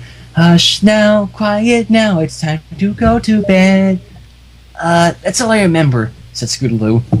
Seemed to be working, however. Soon enough, Rarity was beginning to get herself comfortable and seemed to be drifting off into a nap. The monitor began to slow its beeping until eventually the light on the monitor turned from red to green. The door mechanism unlocked. Sighing in relief, Scootaloo walked towards the door, stopping only to look at the resting Rarity. I have to admit, she's kind of cute like this, she thought. Scootaloo opened the door and stepped back outside. She still was wearing the diaper and pacifier and wondered in the back of her mind if she would have given them to Rarity. Putting it out of her mind, she continued on, wondering what her next test would be. Scootaloo walked down the path and down another hallway. This time it was not nearly as long as the others, and it didn't take long before she reached her next destination. Same as before, there was a door with red letters on it. This time they read, "See as I see." She pushed open the door and stepped inside, and once again the door was closed and locked behind her. This room was really simple. The room was effectively halved by a glass wall. There was a door to the right on each side of the glass wall, which she guessed was possible exit for each side. In front of her was a large console with a large lever and a stool in front of it. This console dominated the view of the room, so she didn't see around it at first. Walking around it to take a good look at the room, she realized that the room beyond that glass was some sort of a cell, and there was a prisoner inside. Resting on a single twin-sized mattress was a certain diapered Pegasus with a blue coat and a rainbow-colored mane and tail. She appeared to be resting, but when she saw Scootaloo enter, she got up and looked at her as if she was the last person she expected to see. "Pipsqueak, is that you?" said Rainbow Dash. "Well, I'll be. The formula actually wore off." It's not a surprise. "Yes, it's me," said Scootaloo, pressing her hooves against the glass. "Are you okay, Rainbow Dash? Are you all there?" "Yeah, I think so," said Rainbow Dash, walking to the glass. "Last thing I remember was going to Fluttershy's house. Kind of a blur after that. Then I woke up in this place. Now, could you hurry up and get me out of here?" "Sure, hold on," said Scootaloo, and she looked around. Scootaloo turned her attention to the lever on the console, but had no clue what it did. Looking around some more, she found yet another photograph. Once again, we looked at the sign that said "Play Me." Deciding it was better to know the rules, Scootaloo turned the crank of the phonograph and set it to play. "Hello, Scootaloo, and welcome to your third test. In previous tests, I had you feel as I feel and do as I do, but now you shall see as I see. There's a funny thing about formula. Its effects eventually wear off, as it is if it's not administered periodically. I've been trying to develop one that has a more permanent effect. The pony on the other side of the glass has recently recovered from the effects of formula. You know her very well. You've looked up to her as long as you can remember. You think of her as a big sister, a hero, a role model, and at times a loved one. I invite you to see her as I see her, a simple, ordinary pony capable of faults like every pony else. You place her on the pedestal, but do you honestly believe she thinks of you nearly as much as you think of her? Back during the meteor shower, when you were quick to take out her garbage, would she be ever so quick to return the favor? Look at the walls behind you." Scootaloo looked at the wall behind her. Attached to the wall was a series of pages that looked like they were taken from a journal of some kind. Upon closer inspection, it was clear that they were a part of a particular pony's journal. Rainbow Dash's journal. Scootaloo began to skim over the pages. Many referred to Scootaloo by name with nothing positive to report. Others made reference to the Pipsqueak, that annoying thing, or that filly who follows me around a lot. I smell betrayal. You smell that, Gonzo? That's betrayal. I smell a bad betrayal, alright. A couple flat out expressed the wish that Scootaloo would just leave her alone. That's gonna do it. One or two questioned where her family was and why they weren't giving her attention, and yet others just flat out insulted Scootaloo. That's the straw that breaks the camel's back, folks. I'm afraid so. Look well, Scootaloo. These journals serve as an insight as to what Rainbow Dash thinks of you, but you yourself know the most telling evidence of all. When Rainbow Dash heard this, she began to shake her head. Think back to the events of a week ago. Scootaloo had put it out of her mind, but memory came flooding back. She was standing in the middle of the field. It was sometime in the afternoon, and it was raining. Over that past day, Scootaloo had been doing everything in her power to assist Rainbow Dash, who had agreed to take her under her wing that day. It started out smoothly, but over the course of the day, things got worse. Scootaloo's performance in the tasks assigned were worsened over the length of the day, and the more Scootaloo, or Scootaloo, as it is so generously says here. I'm not kidding, the author actually wrote Scootaloo here. So, yeah. And the more Scootaloo tried, the worse she performed, and Rainbow Dash became more and more annoyed. By the day's end, Scootaloo had been involved in an unfortunate accident in the middle of one of Rainbow Dash's assignments and had resulted in the loss of some of her feathers. Rainbow Dash was clutching her wing close to her and wincing in pain. Ah, my wing! I could have lost my ability to fly for weeks because of your reckless pipsqueak. I'm sorry, Rainbow Dash. I really am. I just did what you told me to. Please let me try again. I'll do better next time. There won't be a next time. Go home. We're done here. Please, I want to be a good... I don't need a goddamn assistant! Oh. Ooh. And without thinking, Rainbow Dash delivered a mighty slap to Scootaloo's head that was so powerful that it knocked her clear into the dirt, which had turned to mud in the rain. Scootaloo eventually got up after some time, a mark on her face where Rainbow Dash had hit her. She looked up at Rainbow Dash, who stared back at her in horror. Them's the breaks, kid. Scootaloo, said Rainbow Dash. But Scootaloo didn't give Rainbow Dash time to finish. She ran as far away as possible, tears running down the sides of her face. That's where the memory ended. When Scootaloo opened her eyes, she was back in the room with the glass wall, separating her and Rainbow Dash. She had tears in her eyes, and she looked straight at Rainbow Dash. I'm so sorry! Scootaloo only held out her hoof in front of her. Now you have a choice to make. In front of you is a console with a lever that will determine the fate of you both. Using it will free one pony while exposing the other to a potent gaseous formula. If you pull the lever towards you, you can free the Pegasus that you put on a pedestal so much, forever freeing her of her captivity, but in doing so, you'll surrender yourself to the formula and become my baby. Or you can push the lever towards her, save yourself, and in the process, regress the Pegasus that has treated you so poorly all the time to the point of infancy. You can get back at her and make sure she doesn't hurt you anymore. And maybe you can be to her what she failed to be to you. So what will it be, Scootaloo? Put her needs before your own, like you've done time and time again? Or take destiny into your own hooves and be the older and wiser pony for once? Never try. Make your choice. Scootaloo stared at the console and approached it. She stepped up out of the stool and put her hoof on the lever. She looked straight into Rainbow Dash's eyes. They were full of fear and panic. Scootaloo, can you ever forgive me? Said Rainbow Dash. Scootaloo just took a deep breath and let it out, looking intently at the older pony. I just wanted you to love me, said Scootaloo, choking up. But Pip, Scoot, I do love... No, you don't! You've always been so cool and fearless, everything I've ever wanted to be, but you never once told me you cared about me!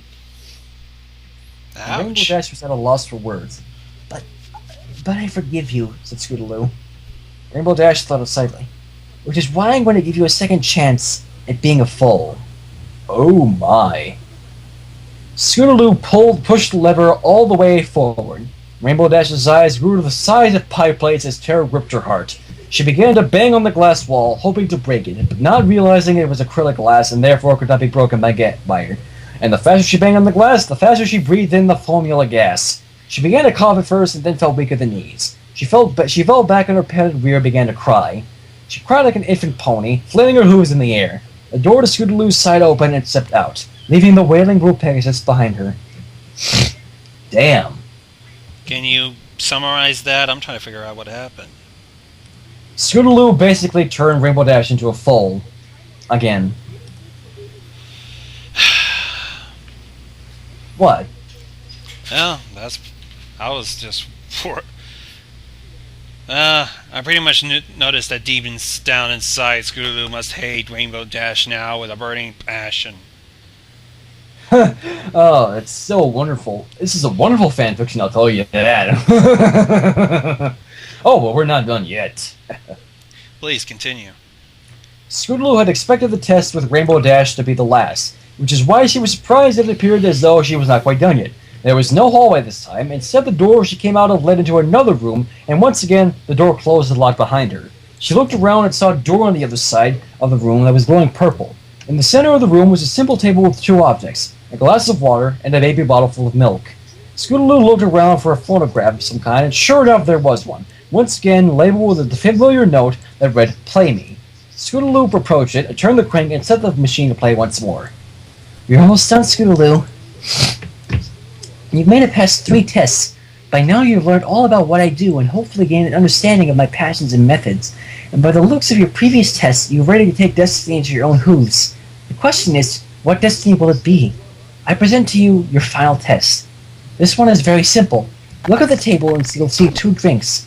One is a glass of ordinary drinking water, and the other is a baby bottle filled with ordinary cow milk. The door is magically enhanced. Sorry. The door is magically enchanted by one of my unicorn falls to only open if a certain condition is met. The condition is that you drink one of these liquids. Once that happens, the door will open and the game will be over. You may be guessing that one of them has formula in it. That would be a logical guess. The question is, if one of them does contain formula, which one is it? You can't tell beforehand because formula is colorless, tasteless, and dissolves in liquids. While this may seem like a guessing game, it's not. All you have to do is think about what you've learned today and whether or not you're ready to accept it. Now it's time for you to make a choice. Oh, and here's the interesting part. There's actually 2 links here with 2 different endings. I shit you not. I don't know what will be the untimely ending. What will be the kind of ending? I had to find out what all 3 endings would be. Well, let's think about it. Formula is odorless and, well, you know, colorless, tasteless, and dissolves in liquids. So let's think about it. I mean, obviously the obvious choice would be the glass of water, but what about the milk? You know? This is actually intense, suspenseful. Wouldn't you agree?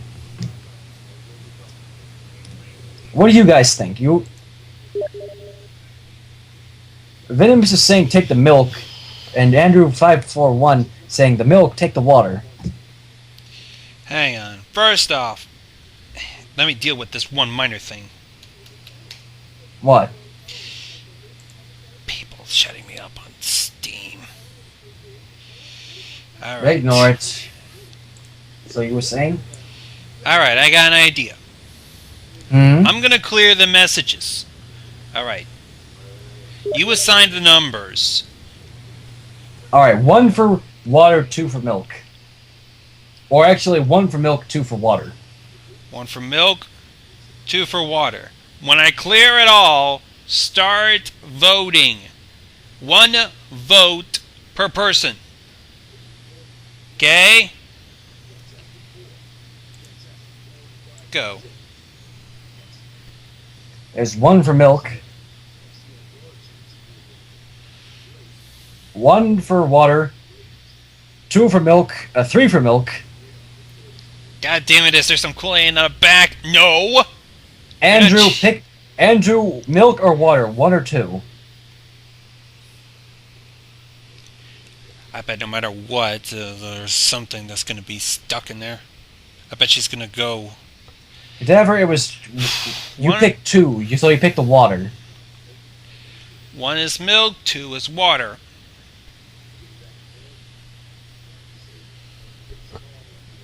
Okay, so we have 1, 2, 3, 4 for milk. That seemed almost unanimous. So I guess we're going with the milk then. Take a look. Scootaloo examined the bit table with the 2 drinks. After careful consideration, she picked up the baby bottle, brought the nipple to her lips, and began to suckle. It was weird and time-consuming, but eventually she finished the milk off. The glow of the door ahead of her subsided and opened. There was a brightness that emanated from the other side of the door that she was not used to after having spent so much time in dim light. It almost blinded her. Still, she walked into the light. After her eyes finally adjusted to the natural light, she looked and saw that she was indeed inside Fluttershy's house, and Fluttershy herself was looking at her and smiling. "You made it," said Fluttershy, as if Scootaloo had won a board game. "Yes, I'm out. I played your game," said Scootaloo proudly. "Very well, I might add. By the way, what strain did you choose in the end?" "I chose a bottle of milk." "May I ask why you did?" "Yes," said Scootaloo. "I was thinking long and hard about it. Then I realized I had no way of knowing which one would be correct. Then I thought about these tests and what they all pointed to. I thought about the first 2 tests in which I got to see things from your perspective. I think after thinking about maybe there's a deeper reason that you do all this. Then I thought about the test with Rainbow Dash. I was happy I was able to get back at Rainbow Dash, but as I saw her wriggling out of the floor like a newborn, I realized that the same thing could have easily happened to me. Then I remembered about you saying to take my destiny in my own hooves. That's why I decided that if I were to be regressed, I would do so of my own accord. That's why I chose the milk." "I see," says Fluttershy. "What would you say if I were to tell you that you chose to drink without the formula?" Wait, what?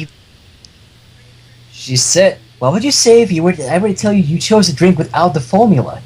Scootaloo's grin widened as a smile came over her face. You mean it? I survived the game? That's right, said Fluttershy. Your will is still your own. You know most ponies are so ungrateful to have free will, but not you. Not anymore. So what happens now? Don't ask me! You're the one with a free will. You can do whatever you want. For example, you can go back home. Yeah, go back home, said Scootaloo, starting for the door. That's what I can do. I can take off this diaper and, yeah, do stuff. At home. Scootaloo stopped and lightly brushed the floor with her hooves. Fluttershy seemed to notice his approach. You know, Scootaloo, this is just a suggestion. Not saying you have to, just for consideration. What is it? Well, there's always numbers in the list that come up. I could always use an assistant, an apprentice, someone to share my good work with, and Rainbow Dash could use an older sister. Plus, I have an extra room if you ever wanted to crash, sleep over, move in. I understand if you don't want to.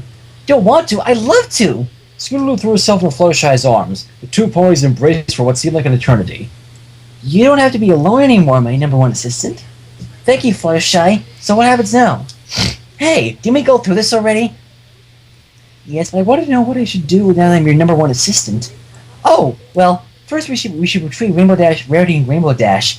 They'll need our attention. After we get them taken care of and put to bed, I'm thinking some treats might be nice. I wonder if we contact Pinkie Pie this hour and have her bring us some cupcakes. Oh, and Scootaloo, one more thing. What is it, Scootaloo? Game over, said Fluttershy. Yes. What?